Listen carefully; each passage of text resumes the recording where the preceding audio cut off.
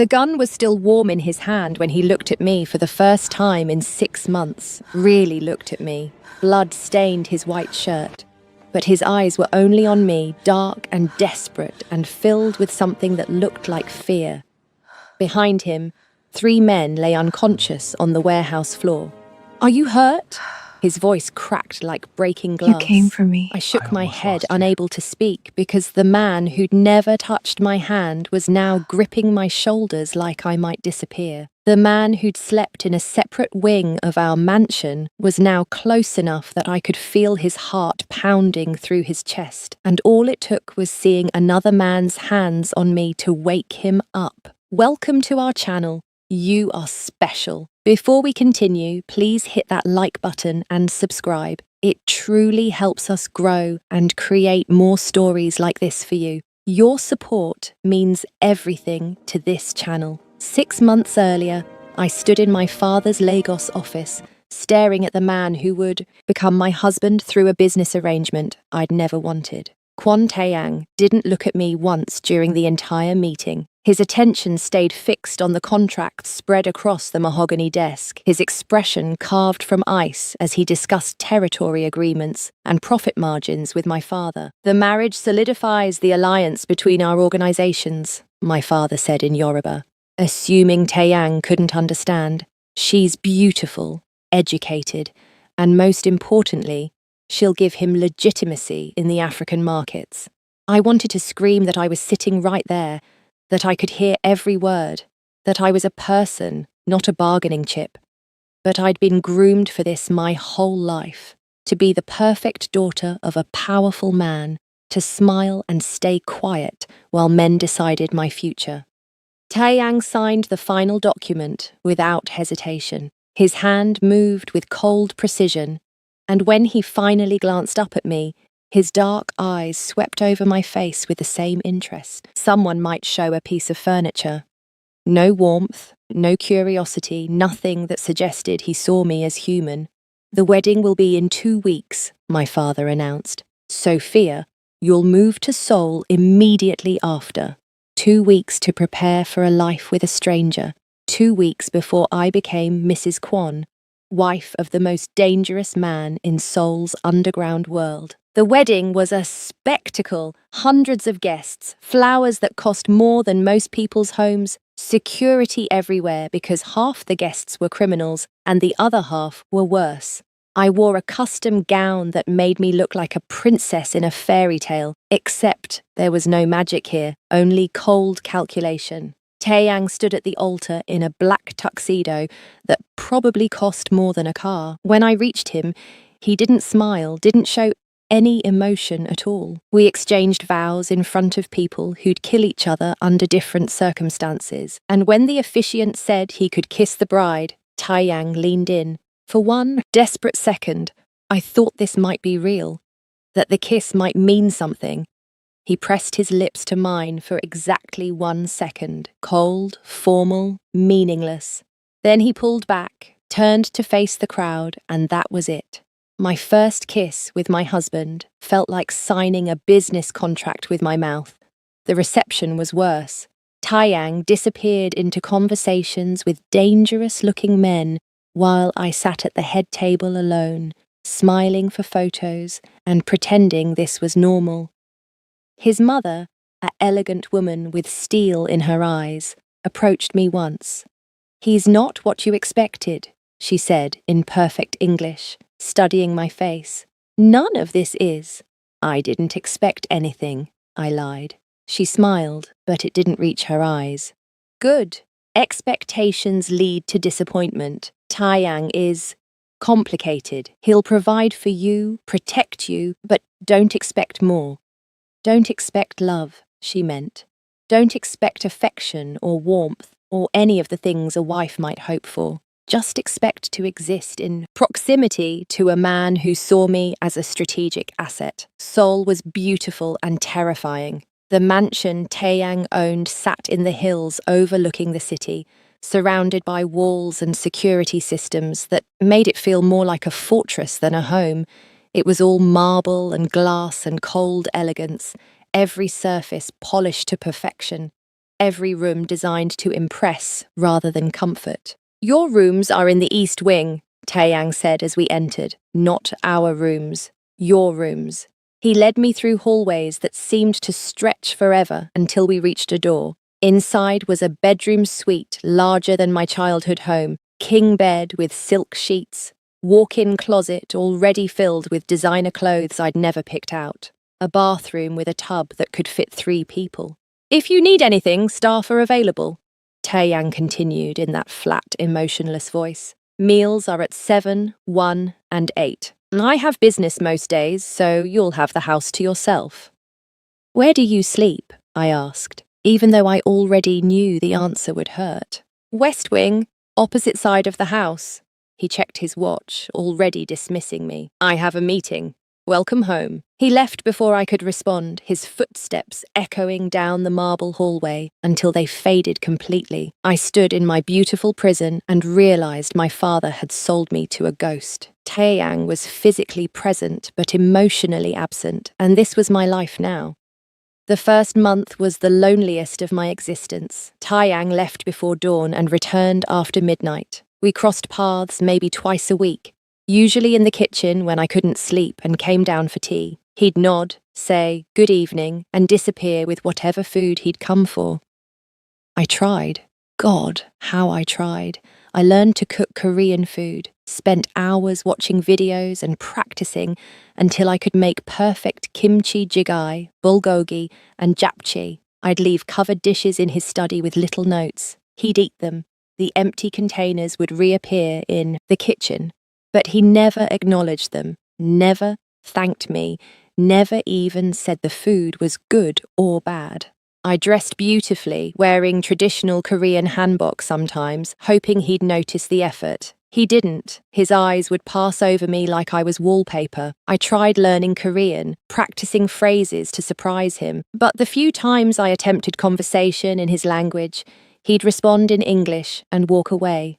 Every night, I lay in my enormous bed in the East Wing and listened to the silence. Sometimes I'd hear him moving around in the West Wing, footsteps, a door closing, water running, and I'd wonder what he was thinking, if he ever thought about me at all, if he felt even a fraction of the loneliness crushing my chest. The staff felt sorry for me. I could see it in their eyes. The housekeeper, Mrs. Kim, an older woman who'd worked for the Kwon family for decades, would find excuses to sit with me during tea. "He wasn't always like this," she said one afternoon, pouring hot water over delicate leaves. "Before his brother died, he was different. Smiled more, laughed sometimes, but after—" "What happened to his brother?" Mrs. Kim's face closed off immediately. "That's not my story to tell. But understand, Sophia, that the man you married is carrying grief heavier than you can imagine. It's made him hard."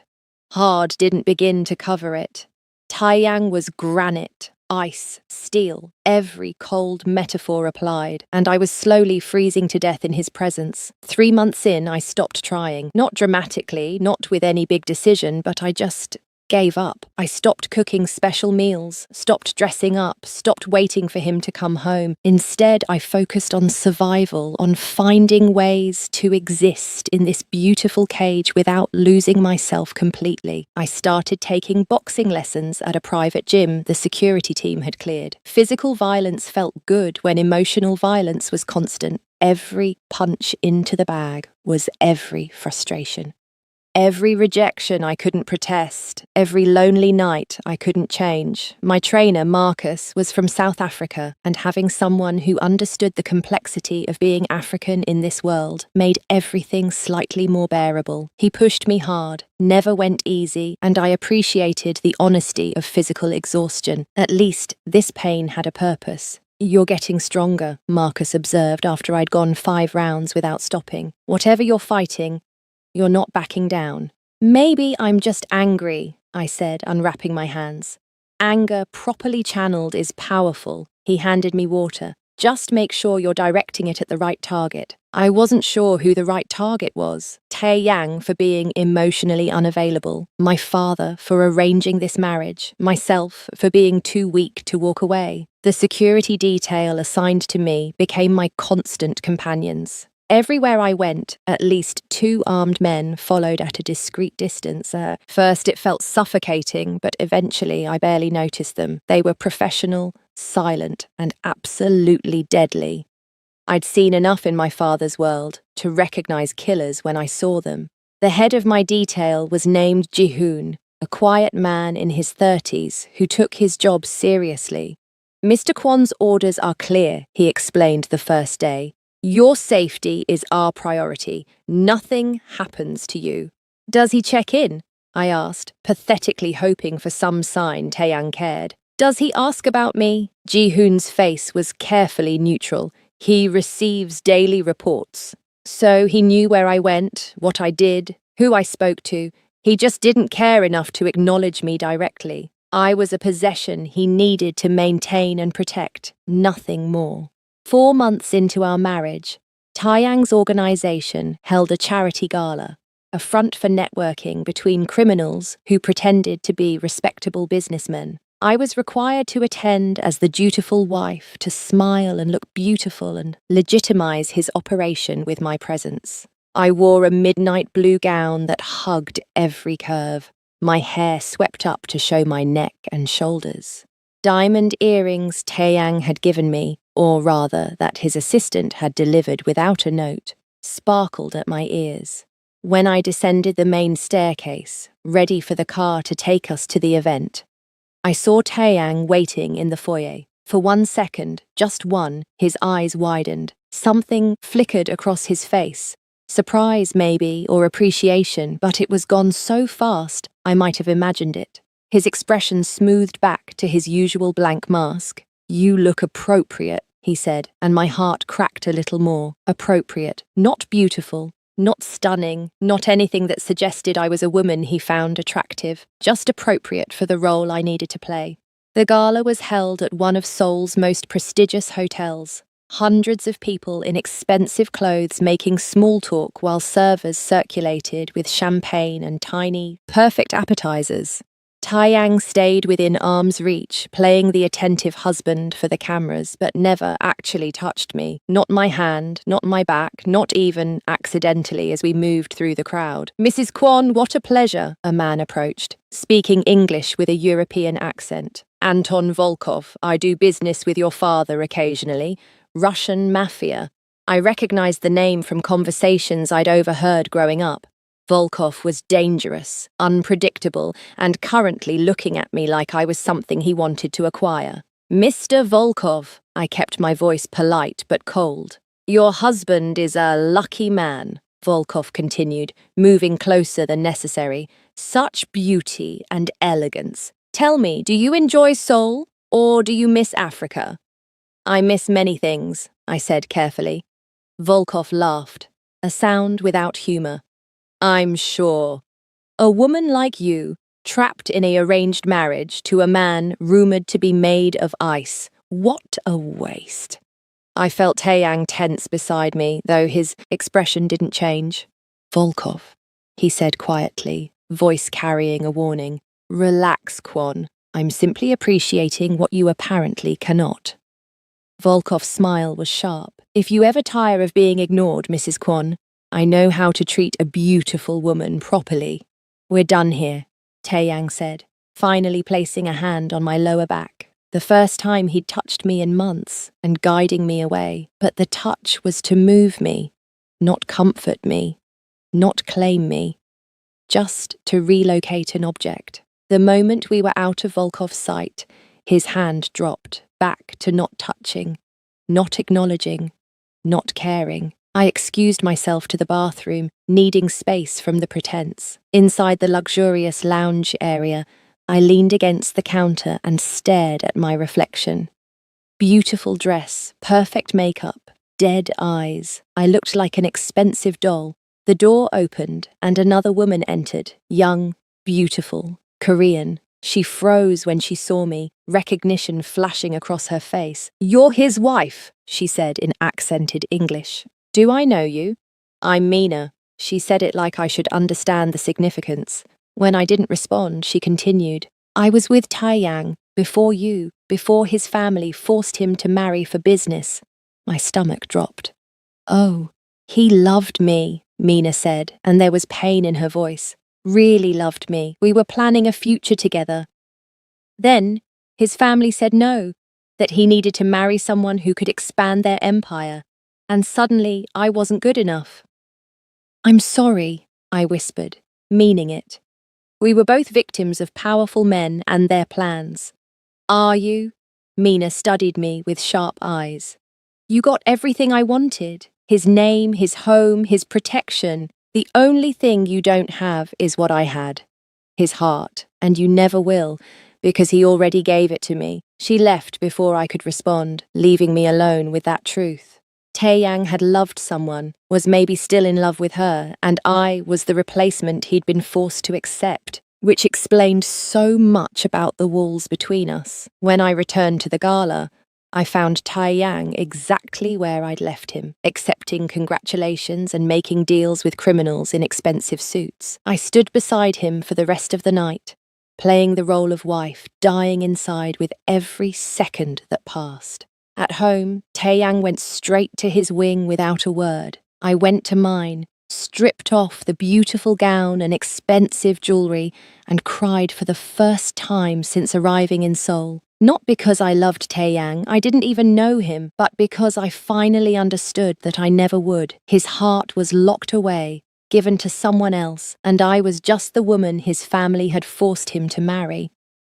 The crying woke something in me, though, something hard and necessary. If I was going to survive this marriage, I needed to stop hoping for affection I'd never receive. I needed to build my own life, find my own purpose, and stop waiting for a man who'd made it clear he didn't want me beyond the legal bond between us. So I stopped waiting. I stopped hoping. I built walls of my own. 5 months in, I started going out more, not to parties or social events, but to places where I could be myself. African cultural centres where I could speak my languages and eat food that tasted like home. Art galleries where I could appreciate beauty without having to be on display. Bookstores where I could lose myself in stories of people whose lives made more sense than mine. Marcus invited me to his birthday dinner at an upscale restaurant, and for the first time, I accepted an invitation that had nothing to do with Taeyang's world. It felt like rebellion, like reclaiming something stolen. Ji-hoon and his team were there, of course, sitting at a nearby table, watching everything, but I ignored them and focused on enjoying the evening. Marcus had invited other trainers and their partners, and the conversation was easy, genuine. People asked about my life and actually listened to the answers. They laughed at my jokes and shared their own stories. It was normal in a way my life hadn't been since leaving Lagos. This is nice, I told Marcus over dessert. Thank you for including me. You're always welcome, he said warmly. You're part of the gym family now. We take care of our own. Family. The word struck something deep. I had no family here. Taeyang certainly didn't consider us family, and his relatives treated me like an obligation. But maybe I could build found family, people who chose to care about me. As we were leaving the restaurant, laughing about something ridiculous someone had said, I felt someone watching. I turned and saw Taeyang standing across the street beside a black car, his eyes locked on me with an intensity I'd never seen before. Our gazes met, and for the first time in months, I saw emotion in his face. His jaw was clenched, his hands fisted at his sides, his entire body radiating tension. He looked angry. No, not angry. Something else. Something darker and more complicated. Marcus touched my elbow, asking if I was ready to go, and I watched Taeyang's eyes drop to that touch, watched his expression turn to stone. Then he climbed into his car and drove away without a word. That night, I lay awake wondering what I'd seen in his face. Whatever it was, it had been real, raw, the first genuine emotion he'd shown since our wedding day. But what did it mean? And why did it only appear when he saw me with someone else? The next morning, everything changed. I came down for breakfast to find Taeyang sitting at the dining table. Something that never happened. He was always gone before I woke up, but there he was, dressed in all black, coffee cooling in front of him, eyes fixed on me as I entered. "Good morning," I said carefully, unsure how to handle this break-in pattern. "Sit down." His voice was flat, but there was an edge to it. "We need to talk." I sat, my heart rate picking up. Was he angry about last night? Did he care that I'd been out with Marcus? "You've been training at the gym for 2 months, Taeyang said. It wasn't a question. "Yes, your security team knows where I am at all times. And this trainer, Marcus, you're close with him." There it was. He was bothered by Marcus. I should have felt vindicated, should have enjoyed having some power in this dynamic. But instead, I felt tired. "Marcus is my trainer and my friend," I said evenly. "Nothing more. But even if it was more, would you care? We're married on paper, Taeyang. You've made it clear that's all this is." His eyes flashed. "You're my wife." "Am I?" I challenged, leaning forward. "I live in your house, I wear your name, but I'm not your wife in any real sense. You don't touch me, don't talk to me, barely acknowledge I exist. So forgive me if I seek human connection elsewhere, because I'm dying of loneliness in this beautiful prison you've locked me in." Taeyang's face was a storm of emotions now, the ice finally cracking. "You think I don't—" He stopped, jaw working. "It's complicated." "Then explain it to me. Tell me about Mina. Tell me about your brother. Tell me anything real. Because I can't keep living like this. I can't keep being nothing to you." The mention of Mina made him flinch. "You met her. At the gala. She told me you loved her, that your family forced you to end it, that I'm the obligation you were stuck with instead." Taeyang stood abruptly, turning away from me. His shoulders were rigid, his hands braced on the table. For a long moment, he said nothing, and I thought he might just walk away like he always did. But then he spoke, voice rough with emotion. I'd never heard from him. "My brother Taewon was killed 6 months before we met, ambushed by rival organization members who wanted to send a message to my family. He died in my arms. His last words were telling me to protect what matters, to not let revenge consume everything." My chest ached. "I'm sorry. After he died, I shut down, focused only on business, on making our organization stronger so we'd never be vulnerable again. Mina wanted me to leave this life, to run away together, to choose her over everything, but I couldn't abandon my family's legacy, not after losing Taewon, so my parents arranged our marriage. And I agreed because it made strategic sense, because nothing else mattered anymore." He turned to face me, and I saw pain in his eyes. "I never wanted to hurt you, Sophia, but I couldn't be what you needed. I was too broken, too focused on survival, and I thought keeping distance was kindness, was better than pretending I could be a real husband when everything inside me was dead." "But you're not dead," I said softly. "Last night, when you saw me with Marcus, you felt something." "I felt—" He stopped, struggled with the words. "I saw another man touch you, make you smile, give you the attention I've denied you, and I wanted to destroy him, wanted to burn down the whole restaurant and everyone it except you." My breath caught. "That's jealousy. That's me realizing what a fool I've been." Taeyang moved closer, stopping just out of reach. "I watched you try for months. The food, the clothes, the patience. You gave me everything, and I gave you nothing. I told myself it didn't matter, that you'd adjust, that this was just business. But last night, seeing you happy without me, I understood what I've lost, what I'm losing." "What are you saying?" My voice shook. "I'm saying I want to try, really try. I can't promise I'll be good at this, can't promise I won't mess up, but I want to be a real husband to you, if you'll let me, if it's not too late." I stood slowly, studying his face. The walls weren't completely down. I could still see the careful control, the fear of vulnerability, but there were cracks now, real, genuine cracks that showed the man underneath. "I can't go back to how things were," I said firmly. I won't be ignored and dismissed while you figure out your feelings. If we do this, if we try, it has to be real. Both of us, all in. Both of us, he agreed. All in. He reached for my hand, hesitant, like he wasn't sure if he had the right. I let him take it, feeling his warm fingers wrap around mine. It was the first time we'd held hands since our wedding, and the contact sent electricity through my whole body. I don't know how to do this, Taeyang admitted, his thumb brushing over my knuckles. How to be what you need.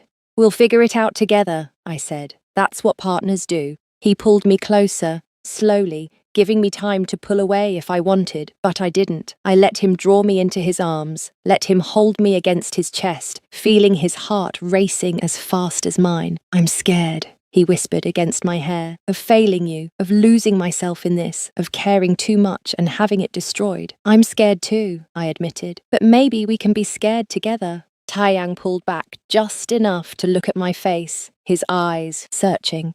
Then, with a gentleness that made my throat tight, he cupped my face with both hands and kissed me. Not like at our wedding, this kiss was real, deep, filled with months of denied wanting and newfound possibility. His lips were warm and surprisingly soft, moving against mine with increasing urgency. I kissed him back, pouring months of loneliness and hope into it, letting myself feel for the first time since arriving in Seoul. When we finally broke apart, both breathing hard, Taeyang rested his forehead against mine. I'm going to mess this up sometimes, he said. My family trained me to be cold, to see relationships as transactions. Unlearning that won't be easy. Then I'll remind you, I said. Every time you retreat into ice, I'll pull you back, but you have to promise to let me. No more walls, no more separate wings, no more pretending I don't exist. No more walls, he agreed. Starting now. He took my hand and led me through the house, past the dining room and living areas, through hallways I'd memorized during lonely months. But instead of going to his wing or mine, he took me to a room I'd never entered.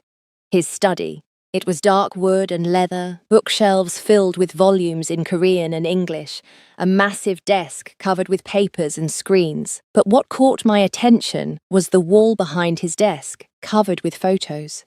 Taewon, I realized, his brother. Pictures of them as children, teenagers, young men, always together, always smiling. The Taeyang in those photos looked nothing like the man I'd married. This version was alive, happy, fully present in the moment. I come here when I need to remember who I was, Taeyang said quietly, before the responsibility, before the darkness. Taewon was the best of us, funny, kind, always seeing the good in people. When he died, part of me died too. Tell me about him, I said, moving closer to study the photos. Tell me everything. And for the first time since I'd known him, Taeyang opened up.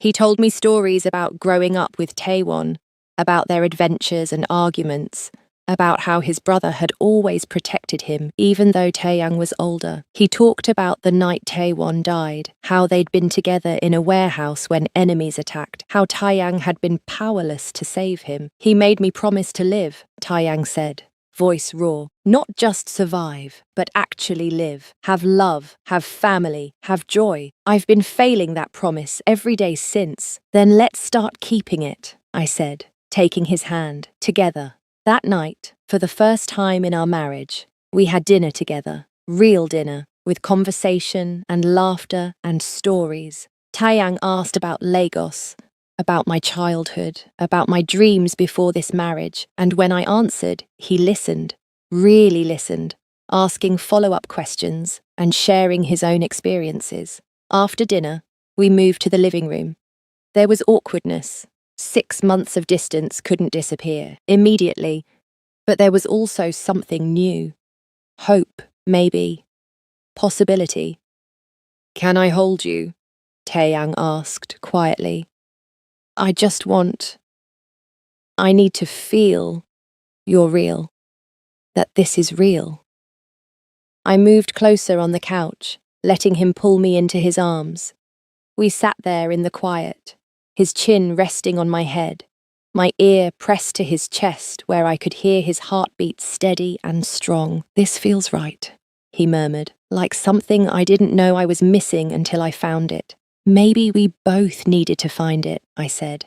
"Needed to break before we could rebuild." The next few days were tentative but transformative. Taeyang started coming home for dinner every night. He'd find me during the day, in the library, by the pool, in my room, just to check in, to ask how I was, to be present. At night, he'd ask if he could sleep in my room, and we'd lie together, talking until we fell asleep.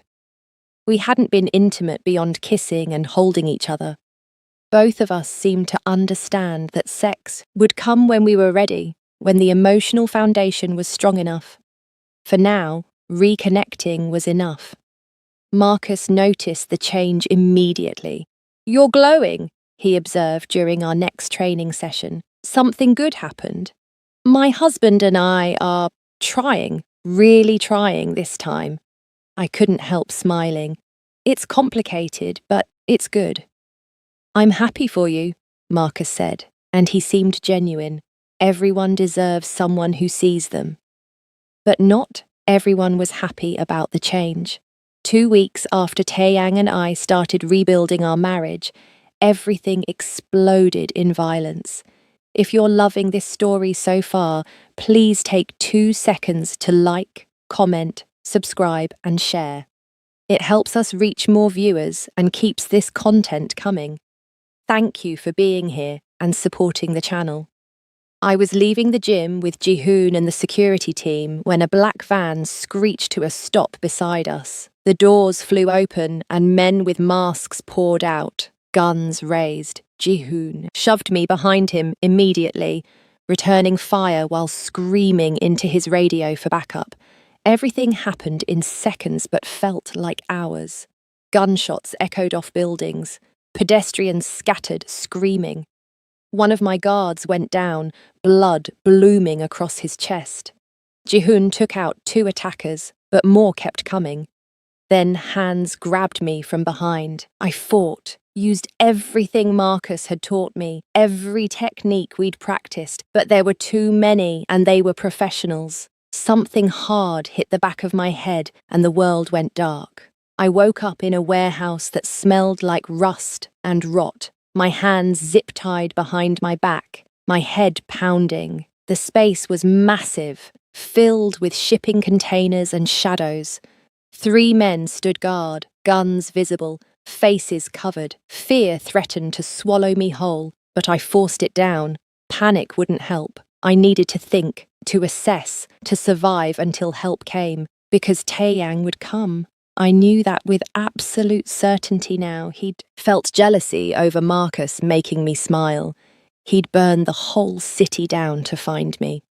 "Mrs. Kwon, welcome!" Volkov stepped from the shadows, that same sharp smile from the gala on his face. "I apologize for the dramatic invitation, but your husband has been avoiding my calls." "He's going to kill you for this," I said, voice steadier than I felt. Perhaps he'll negotiate, make concessions, give me what I want in exchange for his pretty wife." Volkov circled me slowly. "Did you know your value just increased dramatically? Rumor is Kwon has finally fallen for you, his cold heart melted by African beauty. How poetic. What do you want? Territory, power, the usual things men like us desire." He shrugged. "Your husband controls markets I want access to. He'll give them to me to get you back." "He won't negotiate with terrorists," I said, hoping I was right. "Then you'll die, and I'll start a war that will destroy the Kwon family completely." Volkov's smile widened. "Either way I win something valuable." Hours passed, or maybe minutes. Time felt meaningless in that warehouse. The guards changed shifts. Volkov made phone calls in Russian, his tone increasingly frustrated. Whatever response Taeyang had given, it wasn't the answer Volkov wanted. Then the lights went out. All at once, complete darkness. The guards shouted in confusion, flashlights clicking on. But before they could organize, gunfire erupted from the darkness, silenced shots that were somehow more terrifying than loud ones. Bodies hit the floor. The guards fired blindly, hitting nothing. More shots, more bodies, then silence. Light flooded the warehouse as emergency generators kicked in, and there stood Taiyang, gun in hand, surrounded by 24 armed men from his organization. His eyes found me immediately, and the relief that washed over his face was raw and overwhelming. But Volkov moved fast. He grabbed me, knife appearing at my throat before Taeyang could react. The blade pressed against my skin, sharp and cold. "Drop your weapons," Volkov ordered, voice tight. "All of you, or I open her throat right here." Taeyang's face went blank, not emotionless, but controlled in a way that was somehow more frightening than rage. He lowered his gun slowly, never taking his eyes off me. "Let her go, Volkov. This is between us. This is about respect," Volkov snarled. "About teaching you there are consequences for denying me. Your wife dies unless you give me what I want." "Done," Taeyang said immediately. "Whatever you want, it's yours. Just let her go." The knife pressed harder. I felt blood trickle down my neck. Taeyang's hands clenched at his sides, and I saw murder in his eyes. Not cold calculation, but pure protective rage barely leashed. "Say please," Volkov demanded. "Please." Taeyang's voice broke on the word. "Please don't hurt her. Please let me have her back. I'll give you anything, everything. Just please." Volkov laughed. The mighty Quan Taeyang begging. I should record this. That's when I acted. Marcus had taught me that sometimes survival meant creating opportunities. Not waiting for rescue, I let my body go completely limp, dead weight in Volkov's arms. He stumbled, grip loosening, and I drove my elbow into his ribs with everything I had. The knife slipped. I felt it cut deeper, felt more blood. But I was free. I dropped and rolled as gunfire exploded. When I looked up, Volkov was on the ground, 3 bullets in his chest, and Taeyang was running toward me. He gathered me into his arms, careful of my throat, his hands shaking as he examined the wound. "Hospital, now! Get medical!" "I'm okay," I whispered, even though I wasn't sure. The cut burned, but it wasn't deep. "I'm okay." "You're bleeding." His voice cracked completely. "You're hurt because of me, because I made enemies, because I brought you into this world, because I didn't protect you properly." "You came for me," I said, cupping his face. Blood from my hands smeared his cheek, but he didn't seem to notice. "You found me. You saved me. I almost lost you." Tears streaked down his face, the first I'd ever seen him cry. "Sophia, I can't lose you. Not now. Not after I finally found what we could be together." Paramedics swarmed around us, but Taeyang wouldn't let me go. He held me in the ambulance, stayed beside me in the hospital while they cleaned and stitched the shallow cut, refused to leave even when doctors said I was fine and should rest. That night, in a private hospital room with armed guards outside, Taeyang lay beside me in the narrow bed, holding me like I might disappear. "I love you," he said into the darkness. "I know it's probably too soon, that I have no right to feel this after how I treated you, but I love you, Sophia, completely, desperately, in a way that terrifies me because now I understand how much I have to lose." My heart swelled. "I think I'm falling in love with you too, the real you, not the Ice King you pretend to be." "No more pretending," he promised. "No more walls. You have all of me now, the good, the broken, the dangerous parts, if you want it." "I want it," I whispered. "I want all of you." He kissed me then, gentle because of my injury, but no less intense. When we broke apart, he kept his forehead pressed to mine. "When we go home, I'm moving everything into your wing," he said. "No more separate sides of the house, no more distance. We're together now, in every way." "Together," I agreed. The sun rose through the hospital windows, painting everything gold, and in that light, Wrapped in the arms of the man who'd finally learned to love me, I understood something important. Sometimes the best love stories started with ice and silence and had to be broken apart completely before they could rebuild into something real. We weren't a fairy tale. We were two damaged people learning to heal together in a world of violence and darkness. But we were choosing each other, fighting for each other, loving each other despite everything that tried to pull us apart. And that was more powerful than any fairy tale could ever be. Recovery took 2 weeks. The physical wound healed quickly. Just a scar on my throat that Taeyang traced with gentle fingers every morning, like he needed proof I was still alive. The psychological wounds took longer, though I tried to hide them. Nightmares plagued me. I'd wake gasping, feeling phantom hands grabbing me, a phantom knife at my throat. But every time Taeyang was there, pulling me against his chest, whispering that I was safe, that he'd never let anyone hurt me again. "You don't have to be strong all the time," he said one night after I jolted awake for the 3rd time. "Not with me. Let me carry some of this." So I did.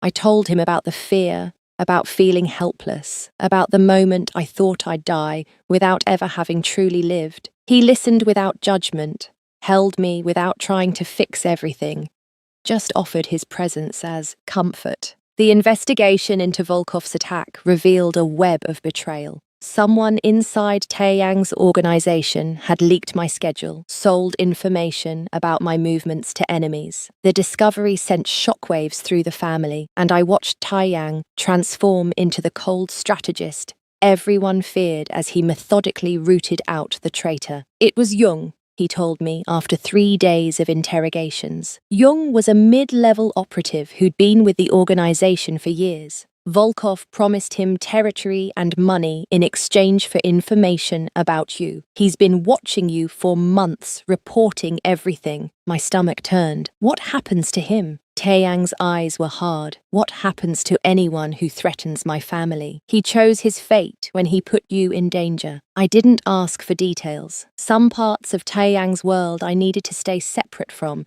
needed to maintain plausible deniability.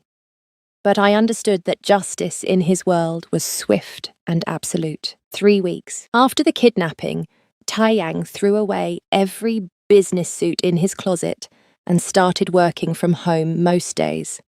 He claimed it was more efficient, but we both knew the truth. He couldn't bear to be away from me, needed to see me safe with his own eyes. "I'm not fragile," I told him one afternoon, finding him in his study watching security feeds of me reading by the pool. "I won't break if you let me out of your sight." "I know." He minimized the feeds, looking guilty. "But every time I leave, I remember walking into that warehouse, seeing a knife at your throat, thinking I was too late. Give me time to work through it."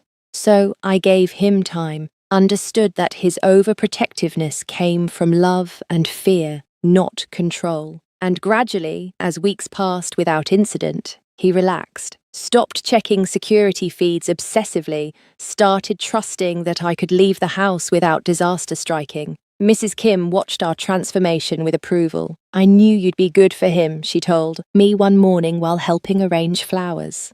Taeyang needed someone strong enough to survive his coldness and patient enough to wait for the thaw. "I almost gave up," I admitted. "If not for Marcus and the gym, I might have. But you didn't. And now look, he's becoming the man his brother always believed he could be. Taewon would be proud." The mention of Taewon gave me an idea. That evening, I asked Taeyang if he'd take me to visit his brother's grave. He looked surprised but agreed immediately. The cemetery was peaceful, tucked into hills overlooking Seoul. Taewon's headstone was elegant black marble, with his name in Korean and English, dates that proved he'd been only 26 when he died. Too young, too full of potential, too loved. Taeyang knelt, placing fresh flowers, his hands shaking slightly. I knelt beside him, taking his hand. Taeyang spoke in Korean, his voice thick.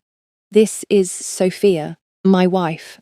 I should have brought her months ago, but I was being stupid. Keeping everyone at distance like that would keep them safe, like loving people was weakness instead of strength. He paused, gathering himself. You'd like her. She's fierce and kind and patient with me even when I don't deserve it. She makes me want to be better, makes me remember that life is for living, not just surviving. You were right, Hyung, about everything. Tears streamed down my cheeks. Taeyang pulled me close, and we stayed there a long time, grieving together, remembering together, healing together. He was proud of you, I whispered. Wherever he is, he's proud of the man you're becoming. I hope so. Taeyang kissed the top of my head. Because of you, I'm finally keeping my promise to him. To really live. That night, when we got home, everything changed between us. Not suddenly, but like a door finally opening that had been locked too long. We moved through the house together, comfortable in proximity after months of painful distance. In the kitchen, making tea, Taeyang would stand behind me, arms around my waist, chin on my shoulder. In the library, reading separate books, we'd sit tangled together on the couch. In bed, we'd talk until late, sharing stories and dreams and fears we'd never voiced before. Tell me something no one else knows, I said one night, tracing patterns on his chest in the darkness. I wanted to kiss you on our wedding day, he admitted. Really kiss you, not that pathetic peck I gave you. But I was afraid if I let myself feel anything, I'd completely lose control. I'd spent 6 months being numb, and I thought that was survival. Turns out it was just slow death. Tell me something else. Every time you cooked for me, left those dishes in my study, I wanted to find you and say thank you, wanted to ask what you'd made, why you'd chosen it, if you'd like to cook together sometime. But I'd convinced myself keeping distance was kindness, that not giving you false hope was merciful. He laughed bitterly. I was an idiot. You were grieving, I corrected, and scared. Those are different from being an idiot. Maybe, but I still hurt you, and I'll spend the rest of my life making up for it. I shifted to look at his face in the moonlight streaming through the windows. You know what I wanted on our wedding day? What? I wanted you to look at me like I mattered, like I was more than a business transaction. Even just once, I wanted to see something in your eyes that suggested you saw me as a person. I smiled. Now you look at me like that all the time, and it's better than anything I imagined. Taeyang cupped my face gently. I see you, Sophia, all of you, the strength and the vulnerability, the fire and the softness, and I love every part. He kissed me then, slow and deep. And for the first time, I felt no hesitation from either of us. No walls, no guards, no fear. Just two people finally allowing themselves to be completely present with each other. When he pulled back, his eyes were dark with wanting. Can I make love to you? My breath caught. We'd been building to this for weeks, the touches growing longer, the kisses deeper, the nights spent tangled together testing our restraint. But this was different. This was permission, question, respect. Yes, I whispered, please. What followed was gentle and intense, passionate and tender. Taeyang treated me like something precious, learning my body with careful attention, asking what I liked, paying attention to every sound I made. And when we finally came together, it felt like the final wall crumbling, the last distance closing, two separate people becoming genuinely connected. Afterward, we lay in the tangled sheets, sweaty and breathless and smiling. Taeyang traced the scar on my throat with infinite gentleness. I failed to protect you once, he said quietly. I won't fail again. You didn't fail. You saved me. After you'd already been taken, after someone had hurt you. That's failure in my book. I turned to face him fully. Listen to me. Bad things happened because bad people exist, not because you failed. You came for me. You found me. You got me out alive. That's what matters. He studied my face for a long moment, then nodded slowly. I'm working on letting go of guilt. It's harder than it should be. We'll work on it together, I said. That's what partners do. The word partners made him smile. I like that. Not just husband and wife, but partners. Equals. Exactly, though I'm clearly the smarter, better-looking, more charming one, he laughed, pulling me on top of him. Definitely the more humble one. We made love again, playful this time, laughing and teasing between kisses, and afterward, falling asleep wrapped around each other. I felt something I hadn't felt since arriving in Seoul, complete happiness. The next morning, I woke to find Taeyang already up, standing by the window in just his boxer briefs, speaking rapid Korean into his phone. His tone was sharp, business mode, fully engaged. When he noticed me watching, his expression softened immediately. I need to handle something at the office, he said, after ending the call. Should take a few hours. Will you be okay? I survived 6 months of you ignoring me, I teased. I can handle a few hours alone. He crossed to the bed, kissing me thoroughly. That's not funny. I'm never ignoring you again. Good. Now go handle business so you can come back and not handle business. He laughed, getting dressed in the casual slacks and button-down that had replaced his suits. Before leaving, he kissed me again, then again, like he couldn't quite make himself go. Taeyang, I said, amused. I'll be here when you get back, I promise. I know, I just don't like leaving you. Healthy marriages require some separation. We can't spend every second together. Watch me try. But he finally left, and I heard his car pull away 15 minutes later. I spent the morning in comfortable solitude, reading, taking a long bath, planning a menu for dinner I wanted to cook for us. Around noon, Marcus texted, asking if I was coming to the gym.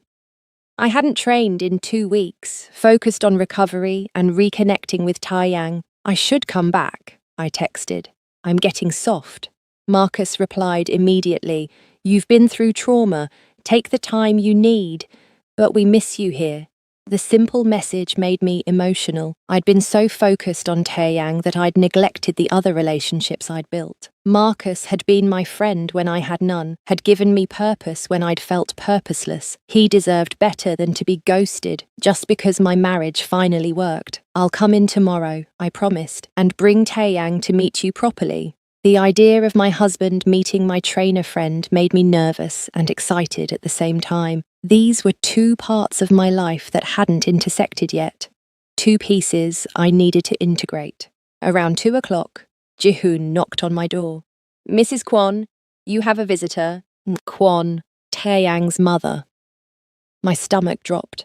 I'd only met my mother-in-law twice since the wedding, once at the ceremony and once at a stiff family dinner. Both times she'd been polite but distant, treating me like an acceptable business arrangement rather than a daughter-in-law. Please show her to the sitting room, I said. I'll be down in a moment. I changed quickly into something more appropriate, fixing my hair and makeup, trying to look like a proper wife instead of someone who'd spent the morning in pajamas. When I entered the sitting room, Taeyang's mother was standing by the window, elegant as always in a tailored dress and pearls.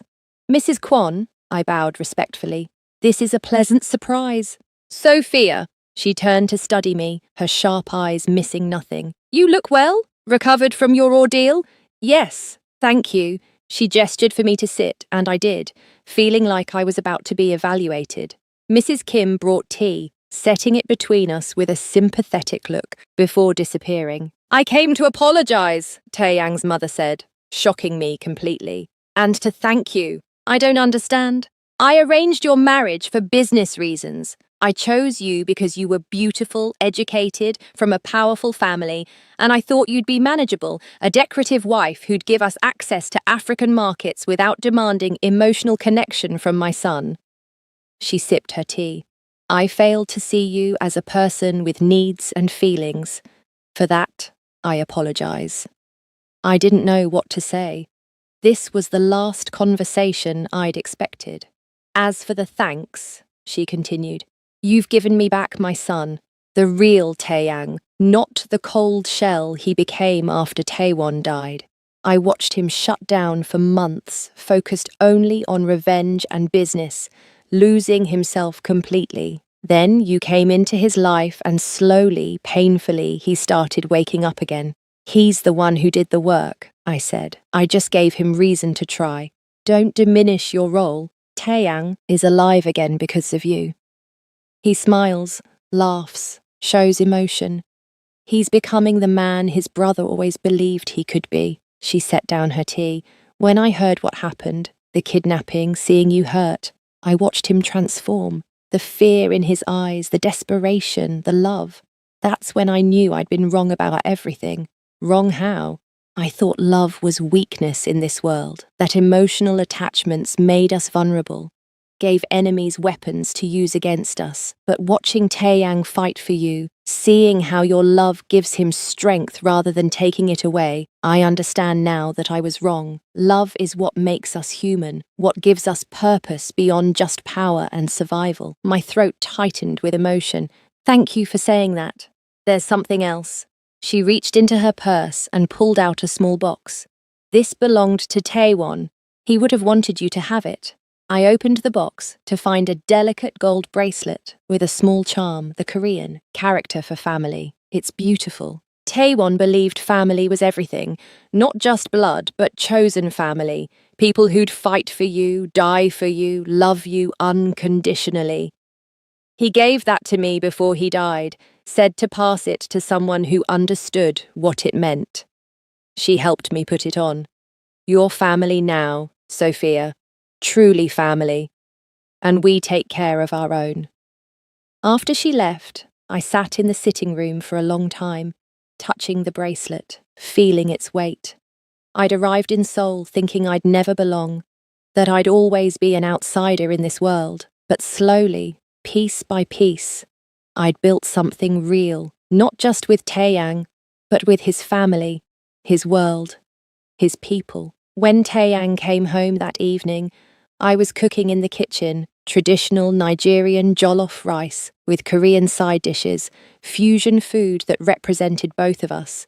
He came up behind me, wrapping his arms around my waist, kissing my neck. "Smells amazing," he murmured. "What's the occasion?" "Your mother came by." He tensed. "Is everything okay?" "Better than okay. We had a real conversation. She apologized for treating me like a transaction and said, 'I'm family now.' Then she gave me this." I showed him the bracelet. Taeyang's eyes widened. That was Taewon's. He never took it off. "She said he'd want me to have it, that I understand what family means." He turned me to face him, eyes bright with emotion. "You do. You've created family here, with me, with the staff, even with my mother. You've taken this cold house and made it a home." "We did it together," I corrected. "You let me in. That was the hard part." "Best decision I ever made." He kissed me softly. "Well, second best. The actual best decision was going to that warehouse to get you back. I thought not running away when you saw me with Marcus was the best decision." He laughed. "That triggered everything. Seeing you happy with someone else made me realize what an absolute fool I'd been. Jealousy woke me up to what I was, losing." "Thank goodness for jealousy then," I teased. "Otherwise, you might still be sleeping in the West Wing." "Never again. You're stuck with me now, in every room, every moment, for the rest of our lives." "Promise?" "Promise." The next day, I returned to the gym, bringing Taeyang with me. Marcus's face when we walked in was priceless. Shock, then understanding, then a warm smile. "Mr. Kwon," he extended his hand. "Marcus Silver, I've heard a lot about you." Taeyang shook his hand, and I could see him evaluating Marcus. Threat assessment, rival consideration, all the paranoid instincts of someone in his position. But then he seemed to consciously relax, his grip friendly rather than challenging. "Thank you for looking after my wife when I was too stupid to do it myself," Taeyang said. "She tells me you're an excellent trainer. She's an excellent student, strong, disciplined, not afraid to get hit." Marcus grinned at me. "Though I expect you won't be as desperate to hit things now that your home life has improved." "Actually," I said, "I think I'll keep training. Turns out I like being strong, like knowing I can defend myself. What happened with Volkov taught me that I can't rely on rescue. I need to be able to fight my own battles." Taeyang looked proud. "Then I'll train with you. We'll both get stronger together." We spent 2 hours at the gym. Marcus pushing us through drills while Taeyang displayed fighting skills I'd never seen. He was lethal and controlled, every movement precise and efficient. But what struck me most was seeing him out of his element, sweating and struggling like a normal person, laughing when he messed up a combination. "You're not bad for a crime lord," Marcus observed after a particularly intense round, though Sophia still has better footwork. "She's better than me at most things," Taeyang agreed easily, making me glow with pride. After the workout, the three of us had lunch at a nearby cafe. It was strange and wonderful. My husband and my friend, two parts of my life merging into something comfortable. Marcus told stories about South Africa, about his family and his journey to Korea. Taeyang shared carefully edited stories about his legitimate business ventures, keeping the criminal elements hidden, but showing glimpses of who he really was. "You're good for her," Marcus said to Taeyang as we were leaving. "Much better than the Ice King version she described months ago." "I'm trying to be," Taeyang said seriously. "She deserves better than what I gave her at the beginning. She deserves the world. Make sure you remember that. Every single day." That evening, as we drove home, Taeyang was quiet. When we got back to the mansion, he pulled me into his study instead of letting me go change. "I want to show you something," he said, pulling up files on his computer. "These are my legitimate holdings, real estate, investments, technology ventures, nothing to do with the organization's darker operations." I studied the documents, seeing millions in assets spread across multiple countries. "Why are you showing me this?" "Because I want you to understand something. When Taewon died, I took over responsibilities I never wanted. The criminal operations, the violence, the darkness. That was his world, and I inherited it. But I've been building something else alongside it. Something clean, something I can eventually transition to completely." My heart raced. "You want to leave?" "Eventually. Not immediately. Too many people depend on the organization's protection, too many promises to honor. But yes, in time, I want to legitimize everything, build something better than what my family created, something our children won't have to inherit with blood on it." "Children?" I whispered. He pulled me onto his lap, hands settling on my waist. "Is that something you'd want? Eventually, when we're ready. Kids running around this house, filling it with noise and chaos and joy." "I want everything with you," I said, kissing him. "Kids, a future, growing old together, all of it. Then that's what we'll build, together." Over the next few months, life settled into a rhythm I never could have imagined during those lonely first months. Taeyang and I became true partners, in business, in life, in everything. He started teaching me about his world, not the violence, but the strategy, the alliances, the complex web of relationships that kept the organization running. "You're a natural," he said one evening after I'd helped negotiate a difficult contract. "You see angles I miss, understand people's motivations better than I do." "Maybe because I spent 6 months learning to read people," I said. "When your husband ignores you, you get good at interpreting silence." He winced. "I'm never living that down, am I?" "Never," I confirmed cheerfully. "But you can spend the rest of your life making up for it." Challenge accepted, and he did. Every day was a small gift, morning coffee exactly how I liked it, flowers without occasion, random texts during the day just to say he was thinking about me. He listened when I talked about my work, my dreams, my fears. He held me through nightmares that still occasionally surfaced. He protected me without smothering me, loved me without consuming me. We travelled together, back to Lagos, where my family welcomed him with open arms and teasing about finally showing up. To Ghana, to explore my roots. To Japan and Thailand and places neither of us had been. Every trip was an adventure, every moment together strengthening what we'd built. The nightmares about the kidnapping faded gradually. The scar on my throat became just another part of my story, not something that defined me. And Taeyang stopped watching security feeds obsessively, trusting that I was strong enough to take care of myself while knowing he'd always have my back. 1 year after our wedding, Taiyang planned a surprise.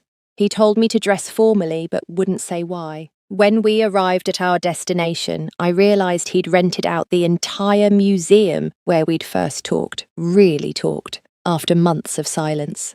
"Why are we here?" I asked as he led me through empty galleries. "Because this is where I first understood I was falling for you," he said. "That night, after seeing you with Marcus, after confronting you about it, I came here to think. Walked these halls until sunrise, trying to understand what I was feeling, and I realised it was love, terrifying, consuming, life-altering love. He led me to a specific painting, an abstract piece with bold strokes of black and gold. I stood in front of this for hours. It's called Breaking Through. The artist said it represents the moment fear shatters and courage emerges. That's what loving you felt like. Breaking through fear to find courage on the other side." Tears streamed down my face. "Taiyang." He got down on one knee, pulling out a small box.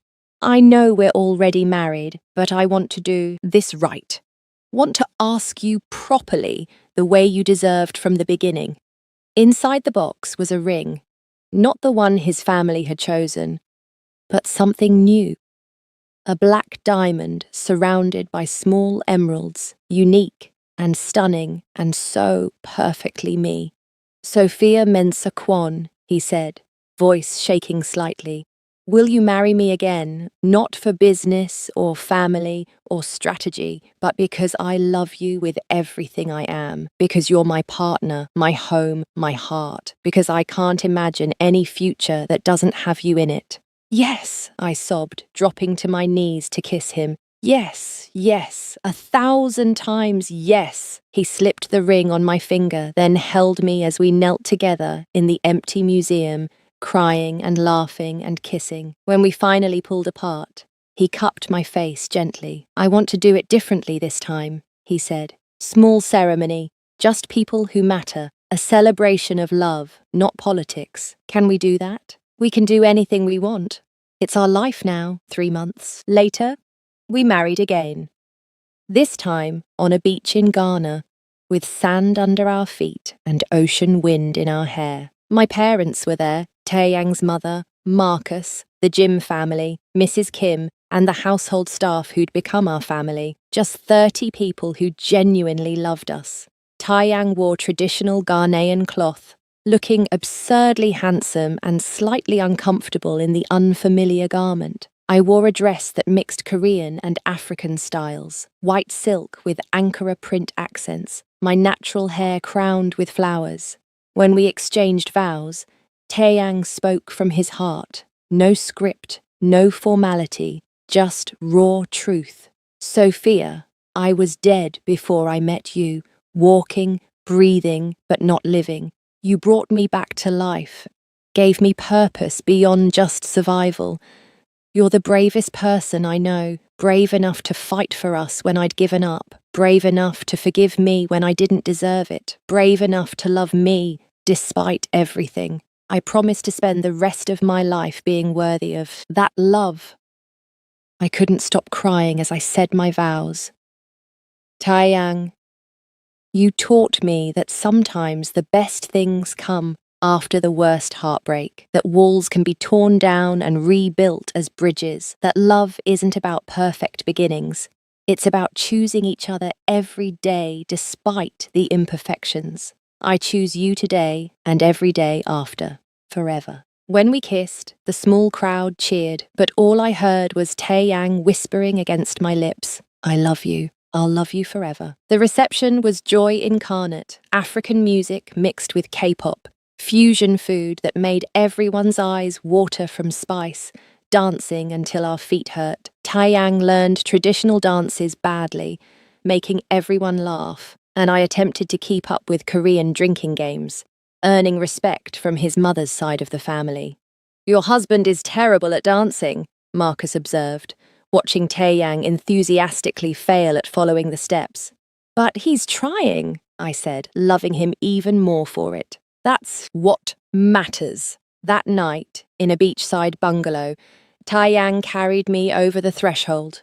The first time we'd done that tradition.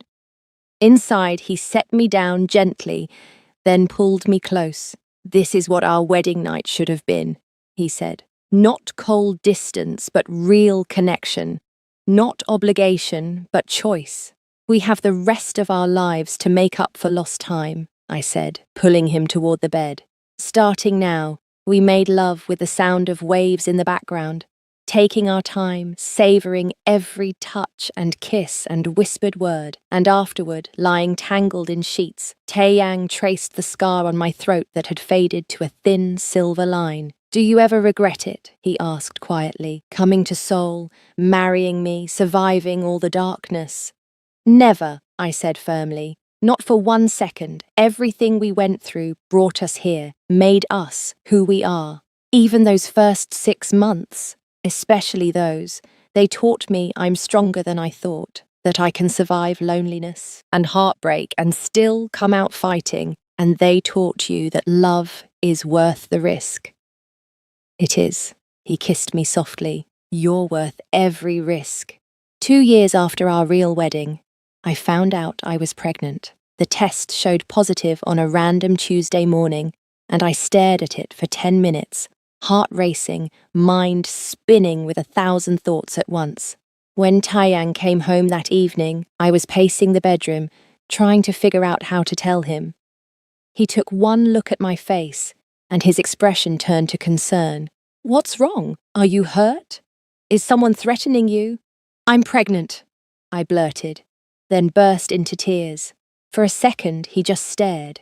Then his face transformed with pure joy. He swept me into his arms, spinning us around, laughing and crying at the same time. "We're having a baby? Really? Really? I'm terrified. What if we're not ready? What if we mess up? What if—" He kissed me quiet. "We'll figure it out together. Like everything else. Your world is so dangerous.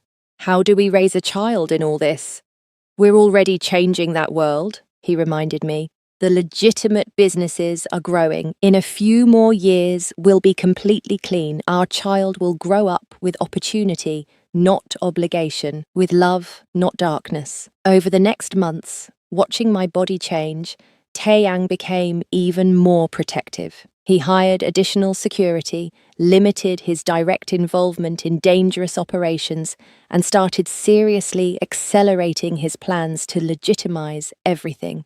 "I want to be here," he said one night, hand on my growing belly, "not just alive, but present. I want to see our child's first steps, hear their first words, be at every birthday and school event. I can't do that if I'm constantly in danger. Are your parents okay with this transition?" "My mother supports it. Said Taewon would have wanted this too, for the family to eventually leave the darkness behind. It won't be immediate, but we're on the path." Our daughter was born on a spring morning, tiny and perfect and screaming. When they placed her in my arms, I understood love in a completely new dimension, and watching Taeyang hold her for the first time, seeing tears stream down his face as he stared at our baby with absolute awe, that moment was everything. "She's perfect," he whispered. "So small and perfect and ours." "What should we name her?" We'd discussed names for months without deciding, but looking at our daughter, Taeyang smiled. "Taehi," he said. "It means wisdom and grace. And her middle name should be Adaeze, Nigerian princess. She's both of us, both cultures, both worlds united." "Taehi Adaeze Kwon," I said, testing it. "It's perfect." Taehi was 3 months old when Taeyang made his final move. He called a meeting of all the major players in his organization and announced his plans to step back from leadership. He'd fulfill existing obligations, but would no longer take on new ones. Over the next 5 years, he'd transition everything to legitimate operations or dissolve them completely.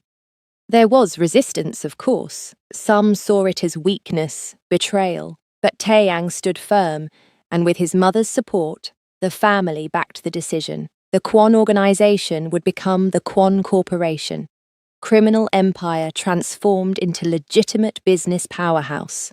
Are you sure about this? I asked that night as we watched Tae-hee sleep in her crib. You're giving up so much power. I'm gaining something better, he said, wrapping his arms around me from behind. Peace, safety, a real future for our family. That's worth more than any amount of criminal power. As Tae-hee grew, we gave her everything we'd both needed as children: unconditional love, freedom to choose her own path, protection without suffocation. She learned both Korean and English from birth, spent summers in Ghana with my family, and winters in Seoul with Taeyang's. She grew up knowing both her cultures were equally important, equally celebrated. On our 5th wedding anniversary, not the arranged one, but the beach wedding, we stood on our balcony overlooking Seoul. Tae-hee was napping inside, and we had a rare moment of peace. 5 years since we really began, Taeyang said, pulling me close.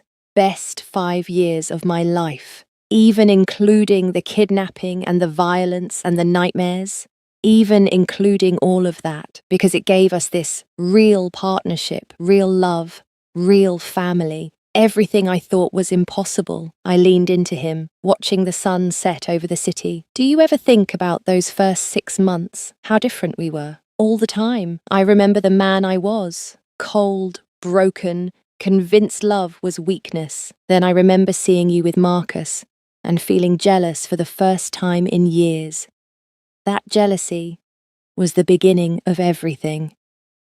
Jealousy woke you up, I said, echoing the words from so long ago. It did. Made me realize what I was losing through my own stubbornness. Made me understand that you weren't just a business arrangement. You were a person I was falling for, hard and fast and terrifying. And now I'm completely, hopelessly, permanently in love with you. The kind of love that's not about possession or control, but about partnership and respect and choosing each other every day. Inside, we heard Tae-hee starting to wake up, her little voice calling for us. Taeyang kissed me once more. Then we went inside together to get our daughter. This was what we'd built from ice and silence and jealousy. A real family, a real love, a real life. Not perfect, never perfect, but genuine and hard-fought and absolutely worth it.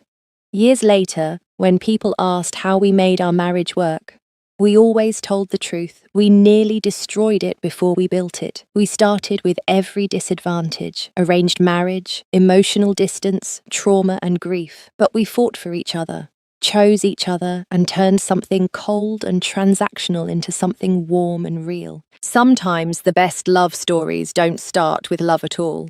Sometimes they start with ice and business and separate wings of a mansion. Sometimes they start with jealousy, waking up a man who'd been emotionally dead for months. Sometimes they start wrong and have to be completely rebuilt before they can become right. But when you get to the other side, when you're standing with the person who saw you at your worst and chose you anyway, when you've built something real from broken pieces, that's more powerful than any perfect beginning could ever be. This was our story, not a fairy tale, but something better, something real.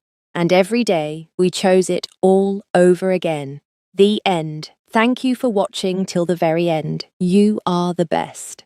If you enjoyed this story, please like, share, and subscribe for more Afro-Korean romance content. Drop a comment telling me where you are watching from.